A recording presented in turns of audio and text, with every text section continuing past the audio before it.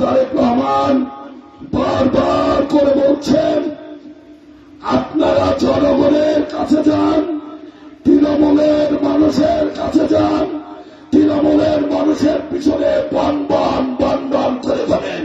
কথাটা কি সত্যি? এবার তাদের সমর্থন, তাদের ভালোবাসা আদায় করেন।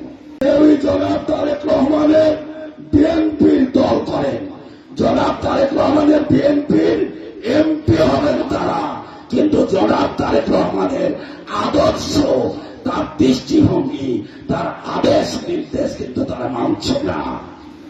কিন্তু যখন আমরা তৃণমূলের প্রত্যন্ত গ্রামে গিয়ে জনগণকে ঐক্যবদ্ধ করে আগামী দিনে একটা সুখী, সমৃদ্ধিশীল, শান্তিপ্রিয় চাটমহল ভাঙড়া ফরিদপুর করার লক্ষ্যে প্রতিনিয়ত গ্রামে গ্রামে গিয়ে উঠান বৈঠক করছি, তখন তারা কি করছে? তারা আমাদের উঠান বৈঠকে বাধাগ্রস্ত করার জন্য আজকেও কিন্তু গান বাজনার আসর বসাইছে। পাঁচুলিয়ায় বসায় নাই, বসাইছে।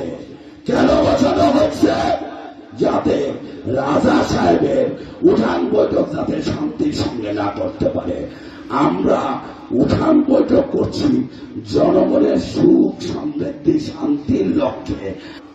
এই পাবনা দিনে নেতাদের যে সমস্ত কার্যকলাপ দেখতেছি, এটা কি শহীদ জিয়ার আদর্শের রাজনীতির সৈনিক, না বেগম জিয়ার আপসহীন রাজনীতির বিএনপির নেতাদের কার্যকলাপ?